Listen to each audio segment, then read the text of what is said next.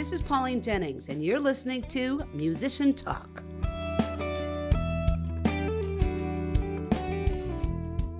Welcome to the Musician Talk Father's Day special. We're marking the day by speaking with Rob Ryden and his son, Sam. Sam and Rob have been playing music together since Sam started playing and immediately showing his musical talents as a young boy. It's a unique and abiding bond that we get to explore today on the show. Stay tuned to hear about their musical journey as father and son, a few of their best and worst gigs, a ton of compelling insight, and you get to hear them perform. I'm eager to share this special episode of Musician Talk with you, so let's get to it. Let's talk with father and son, Rob and Sam Ryden.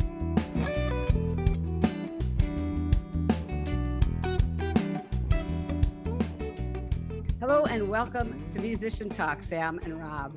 Thanks for having us. Thanks, Pauline. Great to be here. What a joy to have you on, and thank you so much for taking time to do a Zoom interview because, of course, Sunday, when the show is on, is Father's Day, and of course, as you should, you have plans. And so we are meeting here tonight to do this interview that will be broadcast on Sunday for everybody. So now that we got all that out of the way, tell me about your musical life together as father and son. I think it's an interesting aspect, and I think it happens quite a bit that parents that are musicians will have kids that are musicians. And so this is a nice time to have some insight into that from you guys. So I'll hand it over to you. Yeah, well, I've been singing for as long as I can remember.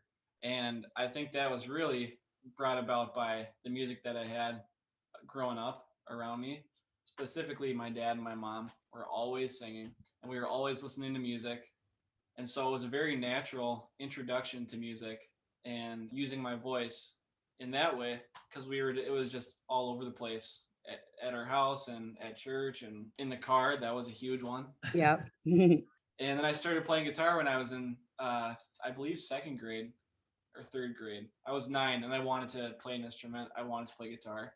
Rob, were you playing guitar around the house at that time? Yeah, no, I'm not a guitar player, and I look at I watch Sam and my other son Andrew and my daughter Grace. They all play guitar, and I watch all of them with great envy because I can't. I've tried a couple times and it's been sort of a hopeless failure. I'll try again. You know, I'm only in my mid-50s, so I can still learn stuff. Well, he picks it up. He gets the G chord, the C chord, and D chord, and then he just drops it for another 2 or 3 years. Yeah.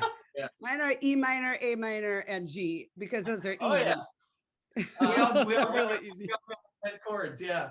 So when Sam was really young, I was an educator, so I was a school teacher and a school administrator. And then I shifted right before Sam started taking lessons. I shifted and started doing music at a church here in town. And so all of a sudden I was home all the time, and I was doing music, and I was working on music all the time. And Sam started taking lessons with a friend of mine, Derek Hars, who's a local guy here in Northfield. And they just hit it off. And I was doing music with Derek too, but I'm like, boy, he totally hits it off with my son. And so they were just producing this great music and, you know, started out doing Bob Marley stuff. And I'm like, okay, well, I think we got something here. Yeah, you know? the first song I learned, I think, was Three Little Birds, Bob Marley, with Derek Hars, who lived like a block away from us. I think the first performance I did was the school talent show. Okay. I believe. How old were you? I think I want to say I was 9 or 9. Still at 9. Okay, got it. Yeah. And I think Derek and I worked together for 2 talent shows, 2 Sibley Elementary talent shows. I think it was 4th grade. And I just had so much fun. He was a great teacher and just a really cool, chill guy. And so I just instantly liked it. And I instantly liked playing guitar too. So that was a good combination of liking him and liking the instrument. Yeah. So Rob, at this young age, here he is on stage playing. What's that? What were you thinking? Oh man, I was digging it like crazy. Yeah, you know? I just loved it. I mean, and his voice was, you know, my own voice has been sort of shows the wear of lots of years of singing late at night and not taking very good care. You know, I've had several bouts with vocal issues, and all of a sudden here's my kid singing and his voice is just pristine, you know, and it remains pretty pristine to this day. So it was just a thrill to hear him sing. And then the first time I had him do a gig with me at church, I remember it was we were doing a Greg Brown tune called Canned Goods, I think. Canned Goods. Yeah, and so Sam was maybe 10, Wow. and he was playing up there with a big band. Aaron Hawkinson was playing banjo, and Derek, and I think Allison Ray might have been singing on that gig. So there's some great musicians around him. And Sam sang the tune or sang a verse, and then there was a break, and some solos. And then there was kind of a funky little re-entry into the vocal part of the tune. And he just nailed it. He was just right on it. And I'm like, ooh, okay. I wouldn't have been able to sort of hit that one myself, but he was right on it. So I'm like, well, you know what? I think maybe we're going to have some fun doing music together. So not only does he have this great voice, not only is he getting proficient on guitar at such a young age, he has really excellent musical instincts. That's incredible. Yeah, I would say this, really good musical instincts. And then also, and yeah, I'm sure you've talked about this with all your local musicians, just all kinds of generous musicians here in town who have been willing to spend time with him and play music. It's been just an embarrassment of riches on the music side, with local folks being that's great. willing to sort of pour their musical stuff into Sam, which has been great too. You guys have done gigs throughout the years together. When did you, and Sam's played at church with you. Did you ever were you ever in a band together? Did you ever play it regularly together or rehearse regularly together? So we did church. And when I started playing at church, it was like, it became a every week thing. Okay. Pretty quickly. So there were regular, sorry. I was just going to say, so you guys were playing together every week. Yeah. Because you were the musical director at the church and playing piano and singing and directing. Yep. Correct, yep. Rob? Yeah. Okay. And it was like, Wednesday night rehearsals. And then I started playing with the Eastside Collective. I think I jumped in on a couple of gigs. And the Eastside Collective, it's you, Craig Wozniak. Was it Brian Ponder? Was he drumming? Mm-hmm. And then Dave Hazelton on guitar. What was that? Matt Hazelton's played some bass. Yeah. Mike Legbold's played some bass. It's been really has been a collective. Lots of folks in and out. So I jumped in with those other guys kind of initially. And then as we started playing more together, that lineup became Craig Wozniak, Rob Ryden, Mike Legbold, Steve Jennings, your husband. Yeah. Yes. I'll own that. It's been a blast all the way around, because it's just been a great band with great players ever since I started playing. So when you first started sitting in with Eastside Collective, not really part of the band yet, were the other band members like, yeah, you want to bring your kid in to sing, or did they already all know about Sam and his talent? Yeah, some of those guys had also, done music with their kids over the years. And so they knew what a cool thing that was, and were willing to kind of carve out some space. Nice. And it didn't take long for Sam to go from kind of a young kid who could play and sing at the same time to all of a sudden he started writing some stuff. Then doing some of Sam's stuff became really fun. And I think fun for Sam too, to all of a sudden, you sit up in your bedroom and you write songs, you and your guitar, Yeah. But to all of a sudden have good players who can knock out one of your originals with the full band can be pretty heady stuff. So that was a cool thing too. Yeah. I bet to have that realized and filled out with these people that know what to play. You're not telling them what to play on your original song. They're listening to the song and going, okay, because I'm an expert here, I can figure out my own part. And that's so cool. Right. It's really cool. And it speaks to the musical experience when you are playing with people, just in general, is you have a bunch of different experiences coming together to make this moment. Yeah. And so it's one of the most beautiful things I've ever experienced and ever will, is having people put a part of themselves into this song, or this jam, or whatever it is. Yeah. So being able to be a part of that over the years has really given me a really profound appreciation for playing with people. Nice. And I'm just so grateful for kind of the older players and just every player I've gotten to play with, I am super grateful for. But to like have mentors, Yeah.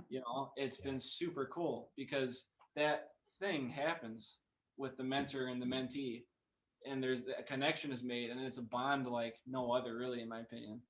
Oh, you'll recognize that in each other your whole lives when you see each other. That bond will come just back, just like old friends that you see after years. It's kind of like that. I wonder, Rob, are you a songwriter? Yeah, most of my stuff ends up going to my regular gig, which is the church music. So most of my stuff kind of tilts that direction. I was just wondering because a lot of his songs are very personal. And so I'm sure you're just thrilled when you started to hear these creations that your child was creating. But on top of that, you get an insight into your child perhaps that other parents don't get. Yeah. What do you do with that? Oh, I think sometimes you just sort of scratch your head and go, huh, I wonder where that came from, you know? Because some of the things come from the our shared experience, and I might recognize a comment about his brother or about an event in the life of our family or something. But then other songs will tag something that is deeper and maybe more emotion, kind of part of his emotional life. Some of it that has been pretty well hidden, from those of us even close to him. Right. And so that's a whole nother sort of experience to hear that and go, oh, I didn't realize that.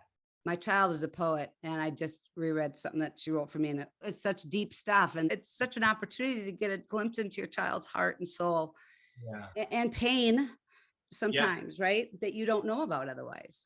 Right. Yeah. No, I think that is a real privilege for a parent to be able to, and it's humbling also for a parent to hear that stuff and go, because you just want to set up this cocoon around your kid, and you can't, and so some of these lyrics are indicators of the failure of that kind of approach, the failure to protect, and you can't because you can't. Because you can't. Yeah, exactly. Yeah. All right, we have to move on to the first song, and I have a little story behind this. I started this section during Musician Talk as the quote section, where I find a quote kind of related to the guest, and then I talk to the guest about it. And so I sent Rob and Sam this quote that I decided to use, and it happened to be a quote from a song, lyrics from a song. And so what did they do? They surprised me by recording the song. And the song is "The Times They Are A-Changin'." And so we'll talk about the verse that I want to talk about after we take a listen to Sam and Rob play "Times Are Changin'," a Bob Dylan tune. First, I want to know who is singing what. You switch off verses. Who sings the first verse? Yeah, we alternate verses, so it's me and then my dad on the second, me on the third, kind of, and then the same thing. Got it. Okay, and then at the end, very little bit of harmonizing. Which I love. You guys blend really well together. So let's take a listen to Sam and Rob Ryden sing Bob Dylan's tune, "The Times They Are A-Changin'."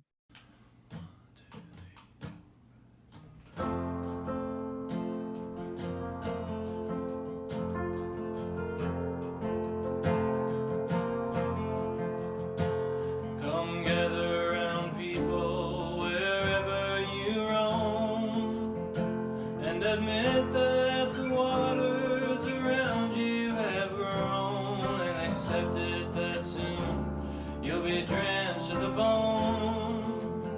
If your time to you is worth saving, and you better start swimming or you'll sink like a stone, for the times they are changing. Come writers and critics, prophesy with your pen,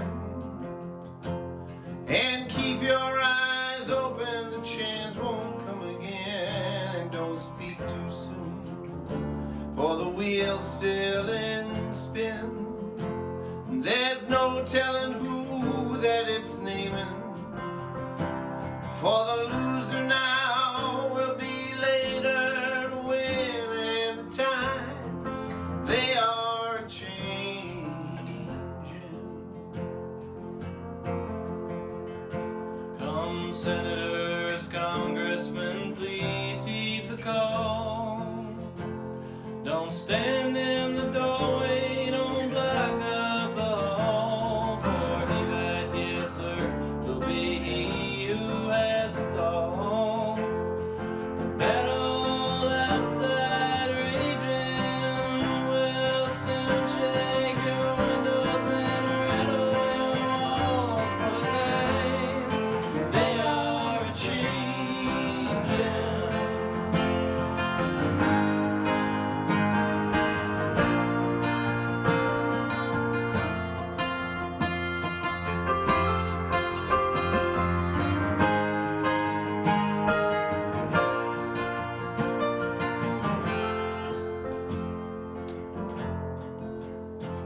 Come mothers and fathers throughout the land, and don't criticize what you can't understand, that your sons and your daughters are beyond your command.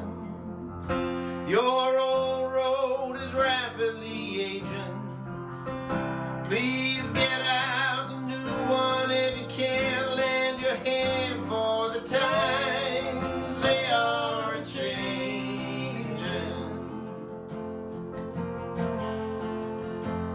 The line it is drawn, the curse it is cast. The slow one down will later be fast, as the present now will later be past. The order is rapidly fading, and the first one down will later be last. For the times they are changing. For the times they are changing. For the times they are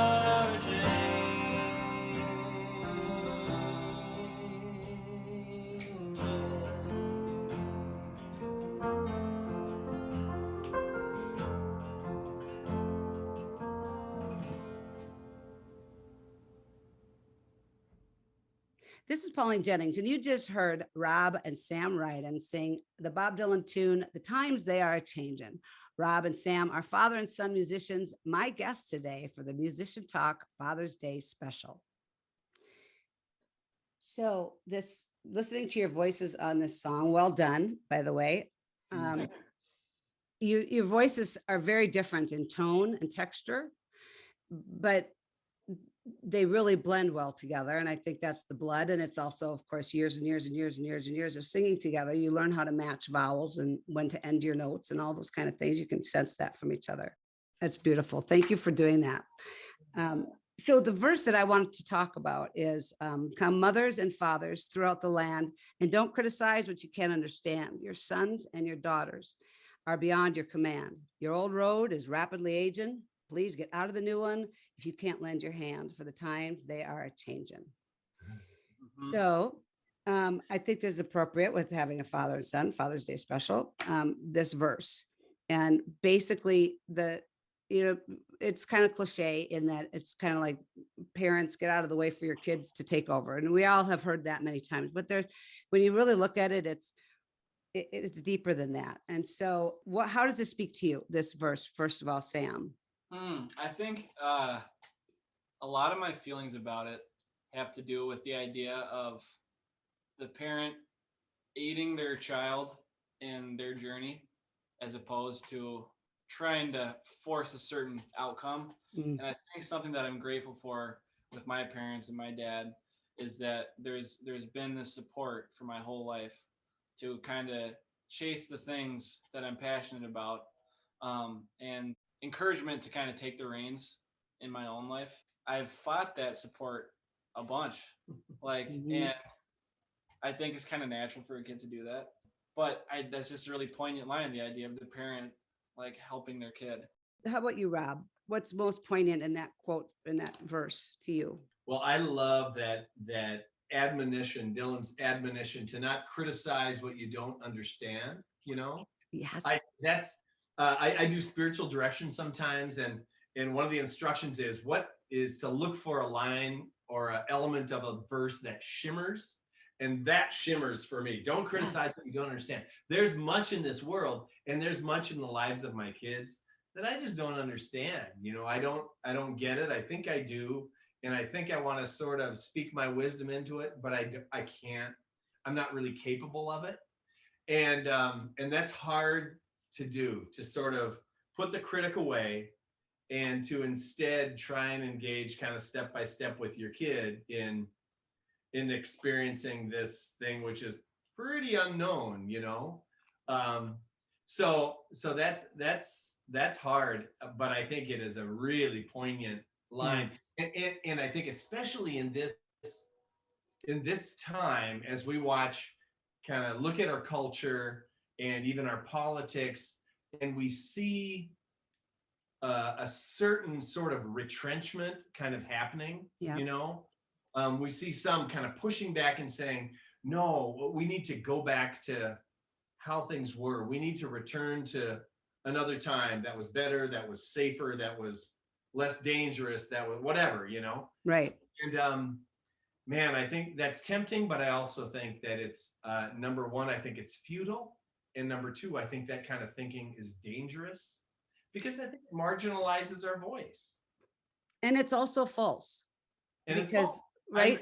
Because you look back and you remember what you want to remember to support your points, to bring back whatever you want right now. And so right, it's so selective. Yeah, it's selective and it's false. So there's good things about every time, and there's bad things about every time. And the good thing about moving forward and progress is that perhaps we stop otherizing as much as we ought to. But now it's not. It's like we're on this pendulum back to otherizing. And I think that making somebody into the other is exactly what Dylan's getting to on that. Don't criticize what you don't understand. Absolutely. I think you're totally right on. Yeah. And I also love the line for me that if you can't lend a hand, basically get out of the way. Just get out of the way. And it also speaks to when you think of, you know, parents move aside for the kids. Well, no, that's not what he's saying. He's saying, give them a hand up, lift them up, lift your children, lift the people that you're mentoring, lift them up. And I think you're right. So right, Rob, that happens a lot in this community. Yeah. The question is, you know, are you going to help or are you going to hinder, you know? Right. Because it's tough to just be neutral, and it's not very interesting or useful to be just neutral anyway. Well, and then there's the whole question on what is help. And that goes back to what you were saying. You want to give wisdom when you don't really even understand what you're giving wisdom about. So it's really not very wise, because if you don't know what you're talking about, how can you give, you know, wisdom to it? And so it just keeps in a vortex. Yeah, right. Parenting kind of feels like that sometimes, but mostly that's a joy. Sure can. Yeah. All right, so let's move on to the second song. And as we've just been talking, and as Dylan is telling us, we're going to hand the reins off to Sam. He's going to do one of his tunes for us live here on our Zoom interview. So this song is called Same Old Story. Can you tell us a little bit about writing this song, Sam? Yeah, well, I think I talk a lot about kind of anxiety and stagnancy. And that was, you know, that's something that I've kind of struggled with over the years, is like is stagnancy as a result of indecision or procrastination that comes from that indecision. Mm-hmm. And the song is all about kind of breaking away from that and taking a step forward, as opposed to living in this really heavy friction of like wanting to go somewhere but being too afraid to, or trying and quitting right away because it doesn't work out immediately. And I am a very instant gratification type of guy sometimes, where I just want it now, and I don't have the patience sometimes to really see things through. So this song is kind of about getting out of that, and it's more about living in the moment, being mindful. But it's so hard to do. It's like, it's something that I have to check myself on, like 10 times a day, if not more. Sam, that's so great that you're looking at those things at this age, though. I think that a lot of times people don't realize what you just said until they're older. And it's a lifelong thing. I think that fighting those doubts, and it's really cool that you're writing about it and Yeah. and working on it right now. So very cool. And what I want everybody to listen to in this song is just listen to this young man's range. Oh my goodness. And the control that you have, because you're going all over the place, and it's you have incredible control. So here is my guest today, Sam Ryden, singing his song, Same Old Story.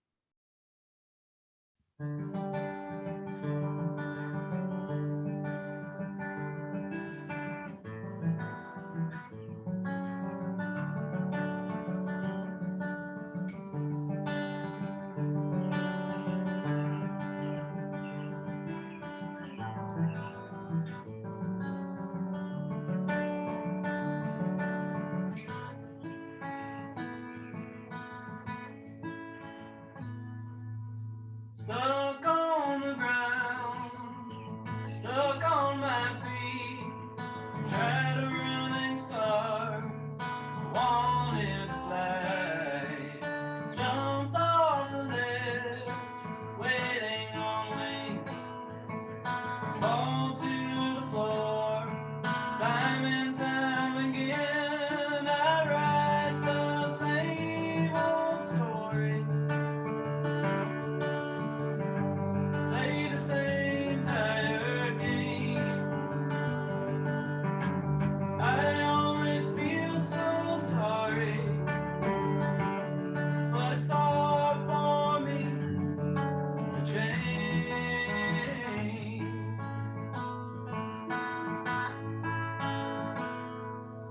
Planting the stake, hammer on nail, cutting the brake line, hurling down the hill. Too far gone to maneuver at will. My discipline dies in the name of the thrill. I write the same old story.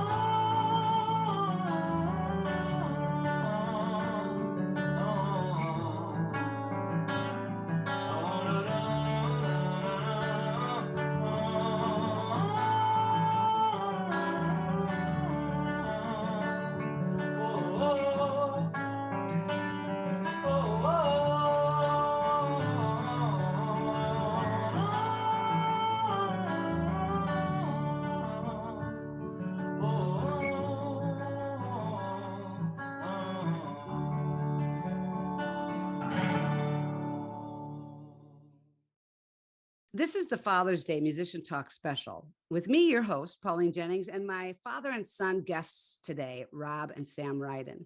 You just heard Sam perform Same Old Story, his original song, and he performed it live during our Zoom interview. You know, your falsetto is just so pure and spot on, but it doesn't really change that much from your chest voice. And that's why I think that your voices sound so pure and so sweet so often.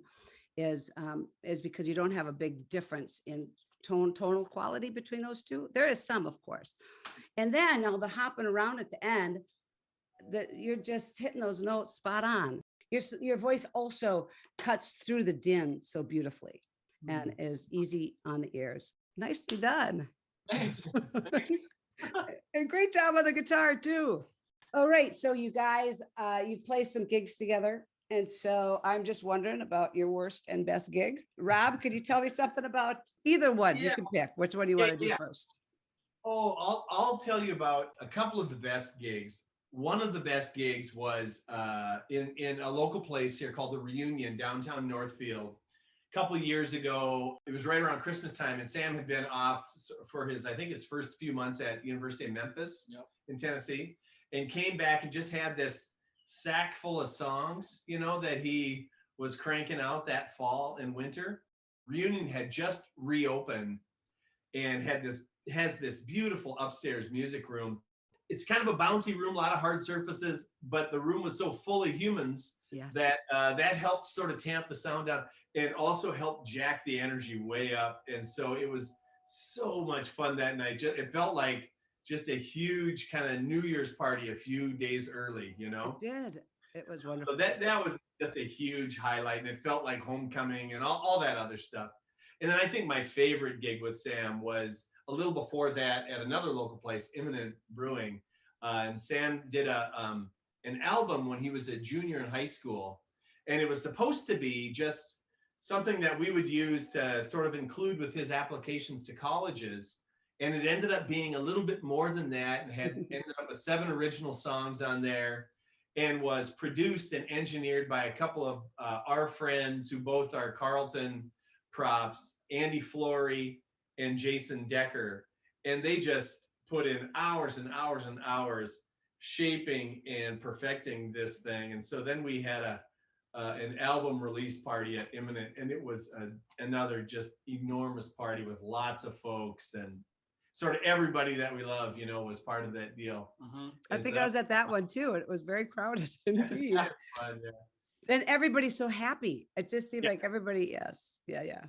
I was gonna comment on some of my favorite ones, and those two are big ones. That the vibes of great live music thing are unbeatable, and like those two, there was just so much fun. People were laughing, people are having fun, and we're able to just like put this music out there and like really rock out. And I will comment too, I really like the Armory Square gigs that we've done together, which is right on the side of Imminent outside, because that feels kind of like a backyard barbecue type of feel. I love those. So Well, I hope you guys have some gigs in some of those places this summer, which we'll talk about after we talk about worst gig. Do you have one? nothing specific really. I mean, there's one: bad lighting, bad sound. Our sound equipment was unplugged right before we were about to play. Oh, lovely. Yeah. Sound is such a huge thing because the sound setup takes a long time sometimes. Yeah, so we got there and all our sound was like, our whole setup was moved. Everything was unplugged. It's like, oh no. What just happened? Yeah, those moments you feel like, boy, you want to have control of all the elements of your show, Yes. and then all of a sudden, all that stuff is sort of no longer in your control, and it's really hard to get it back in real time while you're trying to play. Well, yeah, especially when you come back, you leave in such high spirits as we did, and we came back, and it was just like the world started to burn. Yeah, your heart just sinks, your stomach sinks, everything sinks. Yeah. Not only does the momentum sort of go, but the momentum continues to, it's hard to ever get it back. Right. Yeah. And I think, there were those gigs early on where we were like, didn't know what was going on with lighting. And so, 2/3 of the way through the gig, all of a sudden it's becoming pretty dark and we don't have any lights for the show. And we're just sort of murky shadows on stage, and it's like, oh. Yeah, we became shadow people. Yeah, right. The shadow band. this all of a sudden this feels creepy, Yeah. That is funny. Okay, you guys, we got to wrap this up. And so I'm wondering about any summer gigs and also where we can find your music, Sam. I have a Facebook, Sam Ryden Music. I have a YouTube, which is Sam Ryden. I have an Instagram, which is it's just Sam Ryden. And I have a Spotify too, which if you look up Sam Ryden, you can find that. So that's where we could go to listen to your music. Yep. And we've got some new things on the way. Oh, cool. Yeah. So probably a 4-song, 5-song EP. And that release date is not out there yet, but there's stuff that's happening. So well, maybe you'll have to be on Musician Talk again when you release that. A little bit of summer stuff coming up at Chapel Brewing out in Dundas, at Imminent, at Reunion, local stuff pretty much. Yep, the Facebook will have those dates on there. Okay, great. Yeah. Well, I'm looking forward to seeing you guys play live, and thank you so much for joining me for the Father's Day special. This was great. Really, really, really great conversation. Thank you. Yeah, I agree. Thanks, Pauline. Hey, happy Father's Day. Hey, happy Father's Day to you. I should have started out with that. I'm so sorry. Happy Father's Day to you and everybody, all those fathers out there, be they by blood or otherwise. Yeah. Thanks, Pauline. Take care. Thank you. Thanks so much to Sam and Rob for joining me today for this open and insightful conversation. Thanks always to Wendy Nordquist and to you for listening to Musician Talk on the One, KYMN. Have a terrific day and happy Father's Day.